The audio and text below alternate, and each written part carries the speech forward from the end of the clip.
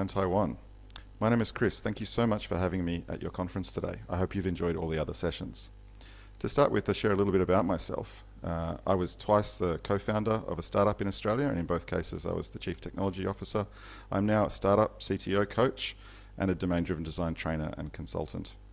Today I'm going to share with you a story of one of those startups, in particular the domain modeling journey that we went on, the initial model we came up with and how we evolved it over time.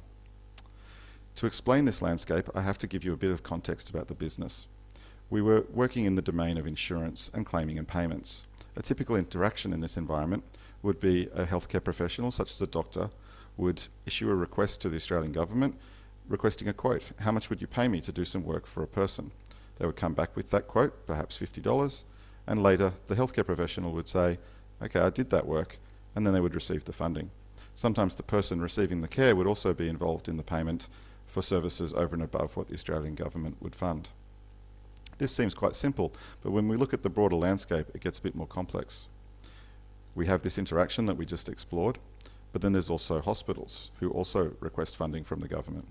And then in terms of funding providers, there's organisations like private insurers who would fund services provided by physiotherapists or dentists, but sometimes also elective surgery at hospitals.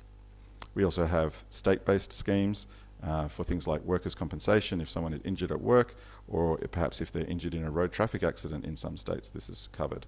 And of course they would cover services provided at hospitals, also services provided by GPs and doctors, and physiotherapy. Sometimes there are schemes covering vaccination rollouts, which is provided by pharmacists in Australia. But pharmacists are also sometimes providing services covered by those state-based accident recovery schemes, and sometimes by the federal government. And next to all of this, we have the world of disability. People with a disability receiving care from physiotherapists, but also from specialist disability service providers, and sometimes from non-healthcare at all, such as transportation. But I would like to dive now into the world of disability funding a little bit, because this was a key component of our business and how it got started. In Australia, historically, the way it worked is that the government would find a disability services provider and provide them with funding to look after a person for a period of time. And really, after giving them the money, there was very little oversight. And indeed, the person with a disability had next to no autonomy or control over what was going on with their funds. They had no visibility of how much funds was remaining, and no recourse if the services they were receiving were not what they really needed or not at the quality that they needed. To explain how this evolved in Australia, we need to look at a bit of disability theory. Historically, it operated under what was known as the medical model of disability, where a doctor would assess a person and determine that they had a disability, and effectively would say to them, there's something wrong with you. You have a disability. It's a property of you. This seems a bit strange to us now, but it was definitely the dominant model for a very long time. Over time, there evolved a thing called the charity model of disability, where people would say, well, we need to provide some extra supports and accommodations for some people with a disability. Let's raise some money. We'll get some donations and buy services or equipment that might be needed.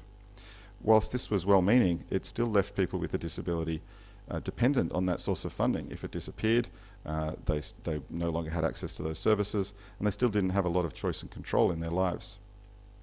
Eventually, this led to something known as the social model of disability, which has a very different lens on the whole situation. This social model says that disability is not a property of a person. It's an experience of living in a society that was not necessarily built with you in mind. To give you a concrete example that you might be able to identify with, for those of us here today who are fully sighted, imagine that you were transplanted into a world where everybody else can see in the dark. In that world, do you think that they would build lighting? Would they build lights inside buildings or on streets? Probably not, because nobody else would need that lighting. You, as you currently are today, with your same body and same brain, would be considered disabled in that world.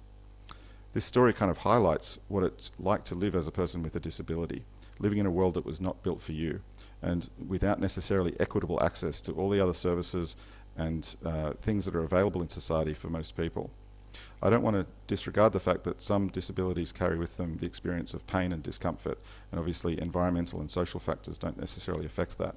But you can see how environmental and social factors can have a massive impact on people's opportunity and access to live a rich and fulfilling life. Beyond the social model of disability, there evolved the human rights model. And the human rights model says that not only is the social model correct, but every person in society has the right for equitable access to a rich and fulfilling life. They have the right to dismantle structures that deny them that access and to rebuild them in a way that is accessible, that has the accommodations that they need. Over time, Australia decided to adopt this model, and it came up with a new funding program that really embodied this principle. The way it now works is that a person with a disability can go to any service provider to explore the services and accommodations that they need and get a quote. And if they choose to accept that quote and receive those services, they will ask the government to pay that money to the service provider. Sometimes the government would supply the money back to the person with the disability, and then they would pass it on to the service provider. This puts the person with a disability at the centre of the commercial transaction. It gives them a lot of choice and control, and it allows them to choose the services and accommodations and adaptations that are going to give them as an individual a fully rich and equitable access to life in society.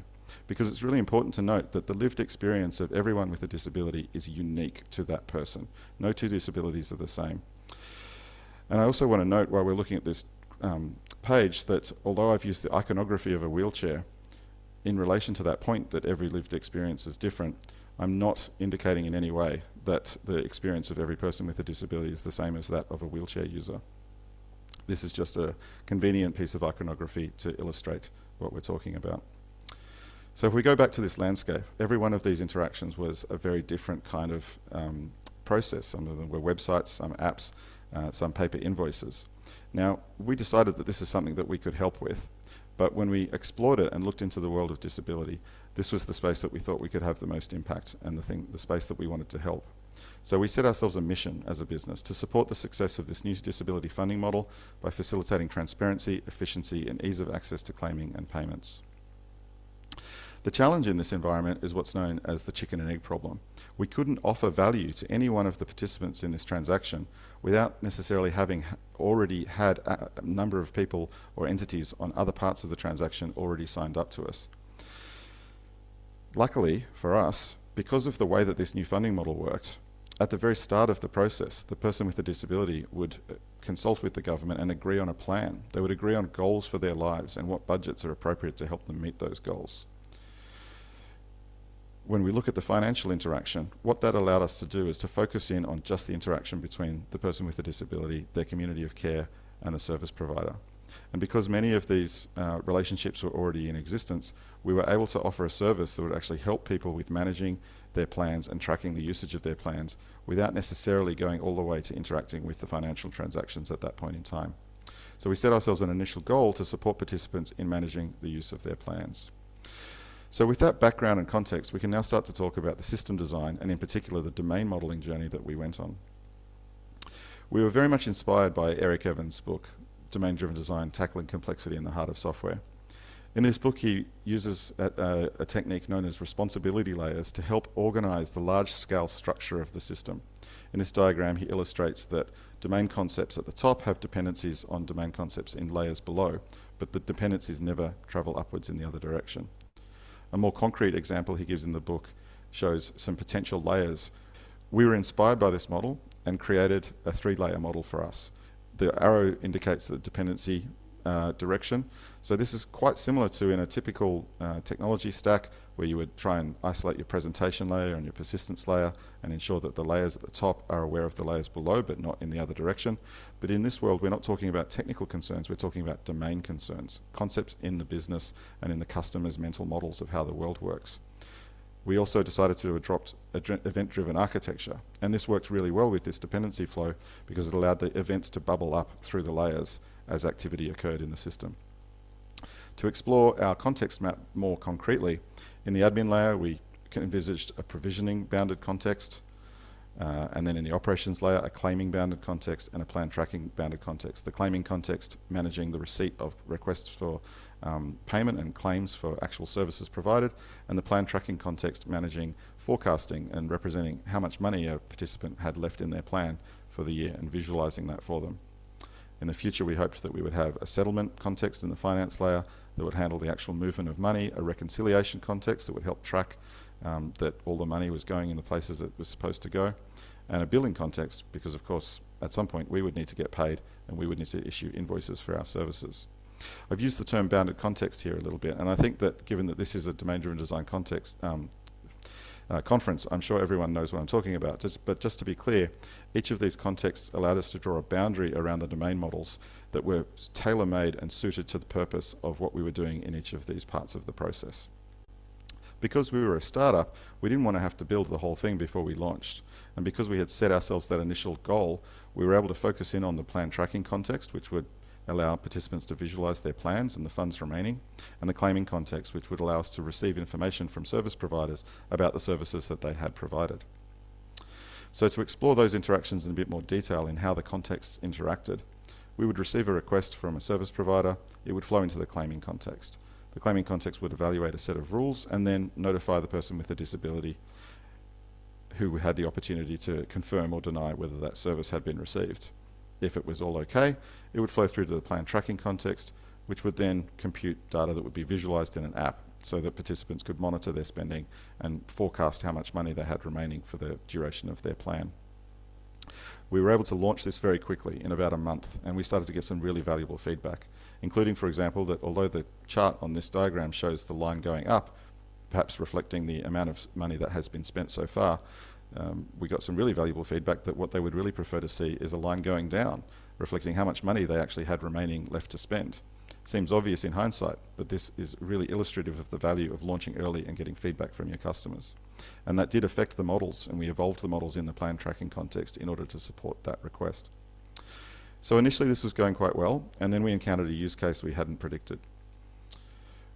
There were, of course, other service providers in the landscape, ones that were not engaging with us, and they were still sending paper invoices or PDF invoices to our participants who wanted to reflect that expenditure in their plan tracking and in the app.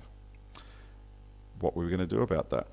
An initial idea was, well, we could update the app so they could enter the details of the invoice and it could flow through the claiming context.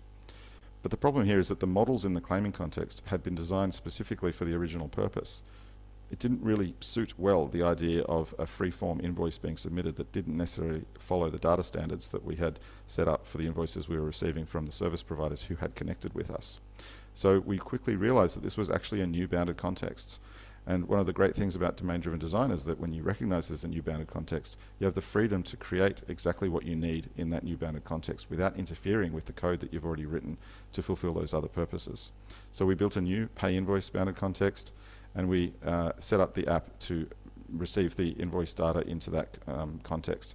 It was then able to pass it through to the claiming context, which would then flow through to plan tracking. Whilst this did work initially, we very quickly realized, at least helped us to realize, that the claiming context did not have as high a cohesion as we had expected. Cohesion is the property that a module in software is, everything in the module has to do with the same thing. In this case, we realized that claiming was kind of doing two things.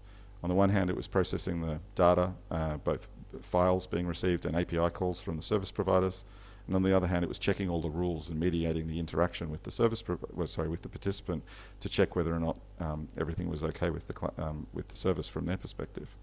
Once we realized that it actually had these two functions, we recognized that we needed to evolve the domain model further. So in this diagram, I've restructured things a little bit, but the flow of the arrows hasn't changed yet. I do this to illustrate the major change that we made, which was to disconnect these contexts and to split the claiming context in half. The rules and all of the checking functionality moved into a new context we called the claims engine, and the claiming context retained responsibility for receiving claims via the API. So now the pay invoice could flow directly to the claims engine, and the claiming context could flow directly to the claims engine, which would then flow into plan tracking for forecasting purposes. This seemed to us to actually mean that we had started to hit on an idea that would work quite well. And it was reinforced when we had a new use case come to mind, which was when service providers who wanted to interact with us but were not able to integrate their systems via our APIs. So we were able to build an app for them, and similar to how we had built the pay invoice context to support a particular interaction style for the participants to submit invoices they were receiving by paper or PDF, we built a new context for this purpose. This was able to handle the process of receiving invoices via our app and then transform them into the format that was needed for the claims engine to do the processing, and then they were passed through in the same flow. This seemed really good to us, and initially it did seem to work quite well. We will dig more into how the large-scale structure evolved later, but now I'd like to dive into that claims engine because it's time to look at the tactical modelling that we did there, the entities and domain services that made that context work. Obviously, the central concept was that of a claim representing a request for payment from a service provider. We decided here that we needed to use some domain services, classes that represented business processes but not necessarily tracking state. These are quite useful when you need to manage the interaction between multiple entities in your system. So we had a claim approver, which would build a rules chain. Now the rules chain wasn't necessarily a domain concept that had existed before we came along, but it allowed us to gather a set of rules that did exist in the domain, rules that our domain experts told us needed to be evaluated. Rules like the service provider valid rule that would check that the service provider related to the claim was actually still a valid service provider in the scheme. The item code valid rule that would check that the item that they were claiming that they had provided was valid and that the price was okay. There were a number of other rules, but a particularly interesting one that we're going to dive into is called the sufficient funds rule, which was going to check the balance of the participants' budgets and whether they could actually afford the service. The nice thing about the rules chain is that it allowed us to evaluate all of the rules, even if some of them failed, so that we could give feedback on all possible scenarios that needed to be corrected if there was any issue with the claim. But let's dive into that sufficient funds rule for a minute, because it needed to interrogate the balances on a number of accounts representing the budgets against particular goals that the participant had. Because accounts are part of a very familiar domain, the finance domain or the accounting domain, we decided to take inspiration from that domain and not reinvent the wheel. But to explore this in more detail, we would have a number of accounts in this context. A provider payable account representing the amount of money that we would owe to a given service provider. A support category account, which would represent the balance of the budget allocated to a particular goal in the participant's plan. The term support category represented the types of supports that were allocated to that goal. And a program account representing the amount of money that the funding program would need to supply to pay for these services. With these accounts, when a claim was approved, we would create what's called a journal with an entry that would debit one account and credit the other. And it's very important in a journal that the balance of the debits and credits matches, so that there's no money being created out of thin air. If you're taking money from one account, it must go to another. That would update the balances, and then when another event would happen in relation to that claim, the funds would get transferred from the program to the provider, which would reduce the amount that we were recording we still owed the provider in their provider payable account. At this point, we had an interesting technical question to answer, which was, what was the true transactional consistency boundary in this system? If you're familiar with the concept from domain-driven design of an aggregate represents a transactional consistency boundary. And we were trying to find what is the right aggregate to model in this space. One option was that we could model it as the account and the journal entries allocated to that account, so that the balance of the account is always correct for the history of the journals allocated to that account. Another option is that we could have modeled the journal itself to ensure that there's a transactionally consistent rule that the debits and the credits always line up and balance out to zero. One option might have been to make all of the data changes in here transactionally consistent.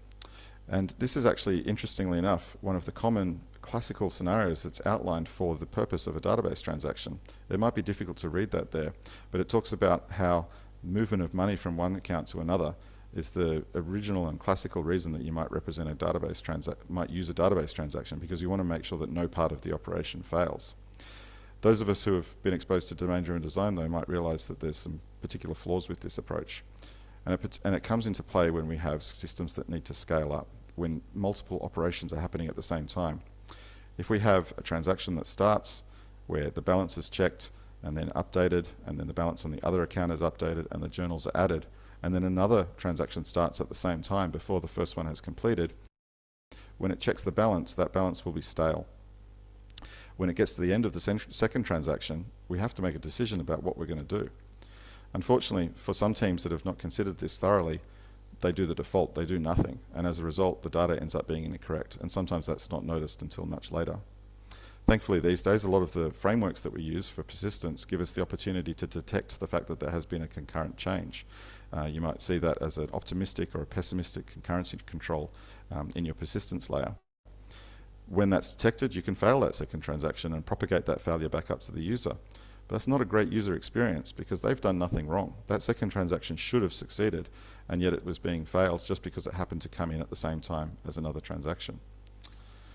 The third option is to detect that there was a concurrent change, then automatically retry the second transaction. Whilst this is better, and it gives us a better chance of having that second one flow through, there's a risk of delay in the user experience. And how often do you retry it? If you retry it 5 times and it's still failing, do you just keep going? Or at some point do you give up and tell the user that you couldn't complete the transaction? Thankfully, domain-driven design gives us a solution to this. The idea of an aggregate and designing small aggregates is key. If you look at this diagram, which represents an event storming output of modeling a typical finance system, if the claim was approved, what we could just do is have a journal as an individual aggregate and persist that, and then publish an event, an account that the account entry has been journaled, and then update the balances of the 2 accounts in parallel in separate transactions, and then have their account balances changed. And this is really how most finance systems actually work, because the account balance does not need to be transactionally consistent with the journals. You often aren't even looking at the account balance until you're doing an end of month or an end of day report much later. So if it happens to have the balance updated a couple of milliseconds or a couple of seconds later, that's very rarely an issue. In our case, this wasn't an option. If we were to check the balance whilst there was a balance update in flight, a message in a queue that had not yet been processed, we might have approved a claim that shouldn't have been approved. And this is a real business rule that needed to be checked. So by modeling the domain in this way, we were able to work out that still we had some things to work out with respect to what the transactional consistency boundaries should be. So we did come up with a model that worked. It was more complex than I would have liked, but it did function. What we modeled it as was a pre-authorization. So we would allow the account to have its balance updated first with a pre-authorization.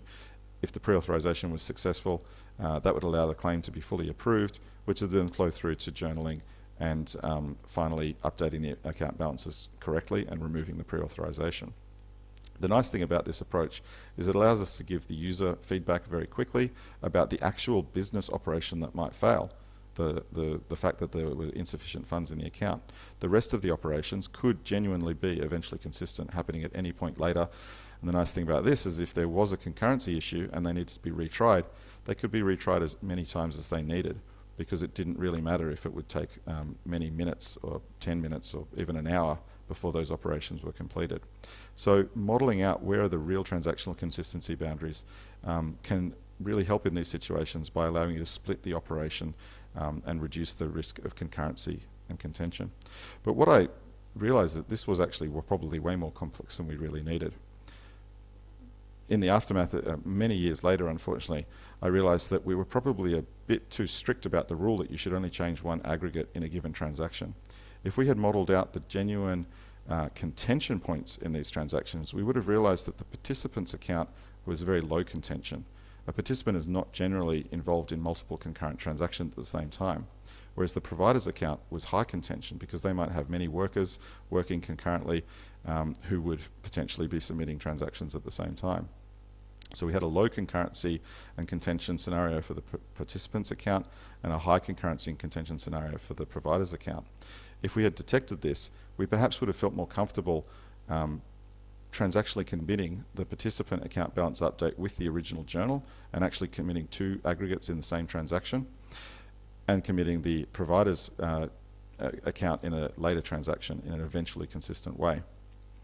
Now that we had this initial model out in the market, we were getting some great feedback, and we had really kind of tackled the chicken and egg problem, and it was time for us to validate the initial concepts. By validating, it meant that we had to expand the number of types of services that we're able to offer, the number of funding programs that were available. And in this case, what that meant was we needed to interact with a new source of funding, because although our mission was still to support people with a disability, one of the ways that we had identified to do that was to make it so that more service providers were willing to engage with them. And what the service providers were telling us was that they wanted access to more funding providers, because those funding providers, otherwise known as funding programs, would allow them to reduce the complexity of their operational processes and streamline down to a single process for all of them. Luckily, we were able to find a funding program that wanted to engage with us, And they had a few things that they needed us to do. They wanted an API where they could onboard known service providers, onboard known participants in their program, update items and prices that are available, and then receive payments reports, because they also wanted us to start processing the payments for them. So the good news about this is that if we go back to our original context map, by this time we had completed all of these contexts, and this new program gave us the opportunity to build this context, the program's context to manage the administrative data on their behalf, the settlement context to start processing actual payments, and some changes to the claims engine context because they had some new rules that needed to be done. And initially this felt like a real validation of our initial model, because it allowed us to incrementally expand the capabilities of our system by starting to build the context that we had originally envisaged. But then we hit a bit of a problem, and this is really where the title of my talk comes from. Whilst our first program had some clear definitions for some of the key domain terminology, service provider and claim are two that I've been using a lot in the talk so far. Once we dug into the details with our second program, we realized that they had very different terminology. For a service provider, they wanted to not just relate to the organization, but in fact to the individual who was providing the care. They wanted to know, for a particular doctor or a particular physiotherapist, details of their registration and licensure. And they separated that from the billing provider, which was the organization submitting the invoice, because they wanted to track when a given individual might work at multiple clinics or hospitals, for example. With respect to the word claim, which was a key one in our model so far, a claim for payment by a provider for providing a single support. With the second program, they used that word claim to refer to the entirety of the funding that was available to an individual associated with a specific injury. And of course, within that funding model, there would be many individual transactions. So for that, they used the word invoice, which was not just a request for a single support that had been provided, but a typical financial invoice that could be for many line items, each representing multiple instances of services or goods. So we realized that actually many aspects of our model were not that well aligned with the second program. And whilst we could have potentially massaged things for them to fit in, it was definitely a moment for us to pause and really consider how we were going to tackle this. If we were to follow the naive guidance from domain-driven design, we would have said a change in the language is a change in the model. This language and these definitions suggest that we need two separate bounded contexts to handle each of these funding programs. But there was a big concern with this because we wanted to eventually support 15, 20 or perhaps 30 funding programs, and it didn't seem feasible for us to build a new context for every single client, every single partner. So there was another option, which was to come up with a unified ubiquitous language. This is the first time I've used the term ubiquitous language, but in domain-driven design you're probably familiar with it, the idea that there should be a coherent and consistent language with clear definitions that everybody uses, and ideally that's aligned with the language that your customer is using. So how were we to decide between these two options? Unfortunately, there's no clear-cut winner. So we had to make a decision based on optionality. We decided that option one was going to have too much overhead for us if that turned out to be the way that it needed to go, and we chose to go with option two. But because of, well, thanks to domain-driven design, we were aware of the risks of it, and we decided we were going to monitor closely as we went to double-check that there was not too high cognitive load for our teams and not too much confusion. One of the things we did commit to, though, was even though these language might not align with each of our partners in the funding programs, we would commit to using it consistently within our organization, between our software developers and our support teams and our sales staff. And of course, as you can imagine, that was incredibly helpful, even without it aligning with the customer's language. So we came up with a unified language, a little bit different from our first program and a little bit different from our second program. But at least having had a consistent language within the company was an immense benefit. And one of the things that we made a commitment to do is when we came up with this language, we actually changed our code immediately. We went through and we renamed classes, we renamed methods to make sure that they aligned with these new definitions. And I can tell you that even within a few weeks of having done that, we recognized the value it was bringing in terms of reducing confusion, reducing misunderstandings in conversations between software developers and other parts of the business. So I do recommend that if you recognize that your language needs to evolve, that you've got new definitions or new terms, do your best to incorporate that into your code, even the code that you've already written. It will definitely be worth it, in my opinion. An interesting impact of this on our model, if we look back at our claim approval process, was that this second funding program also didn't need, they had some new rules like a bill of valid rule, but they didn't need the sufficient funds rule. which was a bit disappointing considering how much effort we had put into that whole question of transactional consistency of the sufficient funds rule.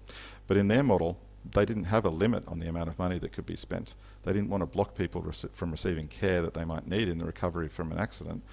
So rather they would monitor the spending later, and if they felt that the spending was too high, they would investigate and have a discussion with the individual. So how were we going to model this in our system? We had this rule. It needed to be evaluated. It was a critical part of the process. And we had these two customers that had different needs with relation to it. We decided to go with the easy option. We just set a Boolean flag on the account to say whether the balance check was required. And if the balance check was not required, we would allow the funds to go below zero. As I said, rendering all of that complex machinery to keep the balance above zero obsolete, at least for that second funding program. Clearly it was still needed for the first one. Now, I'm going to be honest, I wasn't very happy with this as a model. I don't think it was a great example of aligning with the domain in terms of the mental models that the customers had. But I am a big fan of Ward Cunningham, and he has this to say: I'm never in favour of writing code poorly, but I am in favour of writing code to reflect your current understanding of a problem, even if that understanding is partial. And I think that's the philosophy that we took in making this decision. We had to basically say, we don't understand this properly yet, but we still need to get something out the door. So let's build it, and we'll fix it as we learn more and as we gain an understanding of it. Obviously, we're starting to talk about the concept of technical debt here. And so I think it's really instructive to look at Martin Fowler's framing of this, where we have a quadrants model of technical debt. On the right-hand side, prudent technical debt, which could either be deliberate or inadvertent. Or on the left-hand side, reckless debt, which again can be deliberate or inadvertent. In our case, much of the changes that I talked about earlier, for example, splitting that claiming context into claiming and claims engine, was an example of now we know how we should have done it. It was prudent and inadvertent. But once we knew how we should have done it, we made the change immediately. This example of the Boolean flag to manage whether the sufficient funds rule check was required, I think was an example of the deliberate and prudent. We must ship now and deal with the consequences. So to a certain extent, I'm pretty happy that we kept all the technical debt in our system on the prudent side of the equation. I think that's definitely the right thing to do, and it will help you avoid many, many overheads that come with allowing technical debt from the left side to creep in. Unfortunately, I cannot honestly say that that was the case. Even though we had put a lot of effort into our back-end system to be neatly architected and to have these nice bounded contexts, I wonder if many of you can guess whether that was reflected well in the front end. I'm imagining that from your own experiences, you can probably guess that that was not the case. In reality, it had become, as it's known, a big ball of mud. Which is not to say that it was not well organized. We did have strong layering in there between the technical concerns, presentation layers and API interactions and so on. But what we had not done a good job of was reflecting the domain concepts in the front end. And we had not kept it up to date necessarily with all of the terminology changes that we were introducing, and we had not kept the concepts separated between the concepts related to different bounded contexts. So it had become very difficult to work in our front end code base at this time. This is an example of reckless and inadvertent. We were just ignorant of the best way to do this and didn't pay enough attention to it. Finally, we get to phase 3, challenging the initial concept. We had sort of validated it by this point, and we had, as you saw, started to realize that there was a little bit of technical debt creeping in. But this is where the challenge really occurred, because we finally reached our third funding program. If I want to zoom out a little bit, in relation to the first two programs, we had kind of solved that problem for those original diagrams with all the crisscrossing lines and had become the standard intermediary layer between these two sorts of parties. And a typical interaction would involve a service provider requesting of us that they did the work and requesting the money. We would evaluate the rules relevant to that funding program and confirm whether or not it was okay. And if it was, we would notify the funding program and say, all the rules look okay, can you send them some money? Or sometimes, in fact, we would send the money on their behalf. But sometimes if the rules didn't work out, we would go back to the service provider and say, sorry, we can't pay you because, for whatever reason. And this was working quite well, and we were processing a large number of payments and a large number of claims. But as I said, then we got our third funding program. And the interesting thing was that they were also evaluating the rules. And so even though we had evaluated them, they would do it again, and sometimes they would get a different result. And it wasn't because we had misimplemented the logic of the rules, primarily it was because, as you saw earlier, the rules usually involve checking data. There was a claim and it was related to a service provider or an item code, and we needed to check the data associated with that. The data that they had and the data that we had was not being kept in sync transactionally consistently. There was a delay or a lag. It was being kept in sync, but if the transactions came through while we had different copies of the data or different values for the item code prices, for example, we might accept a claim that they would decline or vice versa. This was causing a lot of problems in reconciliation and confusion for the customer. And what they told us they really wanted was for us to not evaluate the rules at all. They wanted us to pass the data up to them, allow them to evaluate the rules, and have them tell us whether or not the claim should be paid or not. Now, this was quite concerning to us because it kind of violated one of the most fundamental parts of our system design, this claims engine, which was really at the heart of everything. So if we go back to that internal model, what they were really saying was that they didn't want any of these rules to be in play. And more than that, not that they just didn't want the rules to be in play, but they wanted their decision to be the factor that led to us deciding whether the claim should flow through the rest of the process. And so when we spoke to our other funding programs, they actually indicated they quite liked this idea. In fact, they suggested that they might have liked it better from the start if they had had the funding internally to have a development team work on building their own rules engine capability. But they didn't, and we were offering to do it, and so they just let us do it.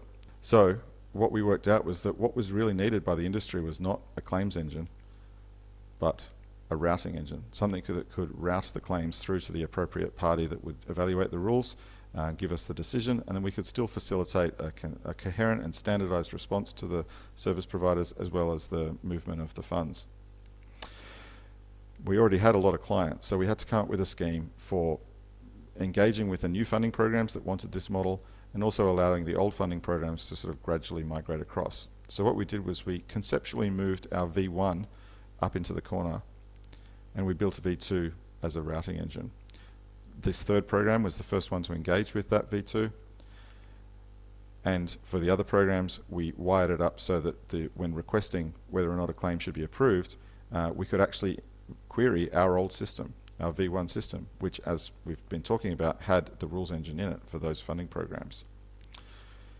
We obviously still had a lot of service providers connected to our old V1, so what we did is new service providers would connect to V2, and over time we gradually migrated all of our service providers over to the new V2 API.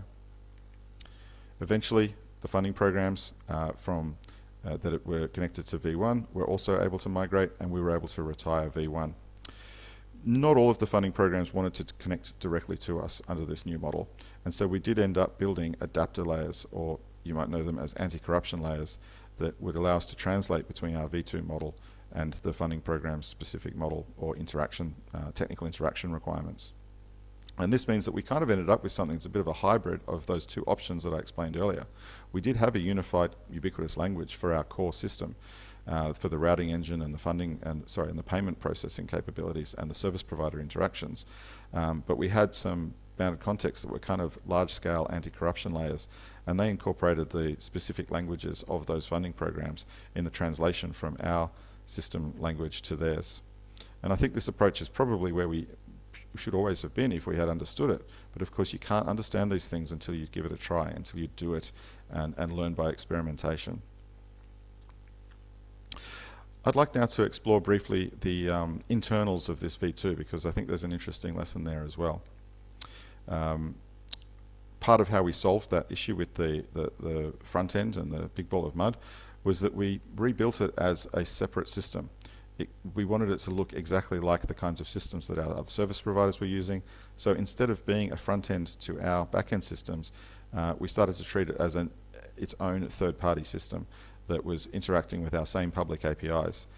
Sort of an example of that phrase of, you should eat your own dog food. As the requests came into API, whether it was from our app or from the API integrations, it would flow through to a new context called invoicing, which would manage a state machine to handle the decisions around when things should happen for these invoices and claims. Because we were using event-driven architecture, we wanted to reflect that in the way we interacted with the third parties. And so we wanted a notification system to allow us to connect and let them know when new claims had been submitted and what the results of the adjudication or the rules engine was. So we built a thing called the notification hub, which would manage the distribution of webhooks and allow the funding programs to receive that webhook, to make a decision, and then to call back into our API to let us know what their result was. Once we had a result, as well as all the other processes that needed to happen, we would use that same notification hub to distribute a webhook back out to the service provider so they could find out whether or not they were going to get paid. Now, the interesting lesson here is to consider what was going on in this notification hub. We were able to build it in a very generic way. It could monitor the system for events that were flowing through our queues, and for any given filter, it could distribute the notification to an appropriate destination, whether that's a webhook to an HTTPS address, or via Signal R to an app, or via to a queue that would then be monitored by one of those anti-corruption layer bounded contexts that I talked about earlier. The significant part of this is the work that we put into separating the business rules in the invoicing layer and the technical mechanism of these notification distributions in the notification hub. It allowed us to keep the notification hub very generic and reusable by lots of parts of our system, whilst keeping the domain and the business logic very concrete and specific, the actual rules that need to happen according to the business flow. And this is a pattern that I do highly recommend. If you let those business rules creep into the technical layers, it will make it harder to maintain and evolve them, and vice versa. So, what can we say we've learnt from this story? In reality, it's a lesson that Eric Evans tried to teach us back in 2003, that a team committed to evolving order must fearlessly rethink the large-scale structure throughout the project lifecycle. You shouldn't saddle yourself with the structure conceived of early on when no one understood the domain or the requirements very well. Based on the story I've just told you, you can see that this is exactly what happened to us. He goes on to say, unfortunately, that evolution means that your final structure will not be available at the start, and that means that you will have to refactor to impose it as you go along. This can be expensive and difficult, but it is necessary. And I wholeheartedly endorse that statement, given our experiences with this product. And I hope this inspires you to take the time to pay attention to what you're learning about the domain as you go, and to invest in including those lessons into your domain models, and both at the small scale, the tactical scale, and the large scale strategic architecture of your systems. As I said at the start, I'm now a domain-driven design trainer and consultant because this experience made me realize how powerful a tool it is, and I really love helping teams learn more about it. So I've partnered with Domain-Driven Design Europe to offer their strategic domain-driven design training in a time zone that's more amenable to people in the Asia-Pacific regions. Unfortunately, it's not fantastic for people in Taiwan. It would be starting at 6 a.m. in the morning, which I know is quite early, but it's hopefully better than it would be if you were to join their training at the times they normally run it, which would be probably 11 p.m. till 2 a.m. If you'd like more information on that, there's a link there, and that QR code will take you to a page where you can get a 10% discount on this training, which is coming up in late October. We also have a new meetup in Australia called Domain Driven Design Australia. We live stream all of our sessions. We run them every month. So if there's any interest in connecting to our live stream to listen to any of our talks, you're very, very welcome. We'd love to have you there. And the last thing I want to share with you is a tool that I've been working on. It's an open source tool that was really inspired by this experience. I call it Contextive, with the tagline, "Get on the same page." What it is, it's an extension to your development environment that allows you to put terminology definitions into your repository in a YAML file. And if those definitions are there and you have this extension installed, you can get the definitions popping up in a hover window whenever you hover over any of this key terminology. You can see here an example of a student registration domain for a university where we've got these definitions in a YAML file. We've hovered over the register student request class, which is a DTO in this case, and it's identified that this includes the word student, which is a keyword in the domain, and it includes the word register, which is another keyword in the domain, and it shows both of those definitions. The tool is context aware, and so if you're in a different repository or a different folder, it might show a different definition for these terms, and allows you to keep your terminology up to date in a way that's very visible to all of your software developers. Beyond that, although it's just in a proof of concept stage at the moment, I really want this tool to not just be useful for the software teams, but indeed for the whole business. And so I've got a proof of concept of a Slack bot that will monitor conversations, and if key domain terminology is used in these conversations, it will come back with a reminder to let you know what the terms mean in that context. Obviously, it would be quite annoying if it did this on every message, so it will pay attention to when was the last time it sent you a reminder, or perhaps you're a new team member and you might need the reminder more promptly, to try and help new team members get up to speed on what this key domain terminology means. I'm very excited about this. If you'd like to give it a try, you can go to contextive.tech, which the link will be available in the slides, and give it a try with Visual Studio Code. It will also be available in the IntelliJ platforms and Microsoft Visual Studio, hopefully very soon. So that's the end of my talk today. I hope you've enjoyed it. I hope it's given you some ideas to think about in how you're modeling your domains, and in particular how you're letting them evolve in your system as you learn. And I believe now I'm very happy to take any questions. Thank you very much.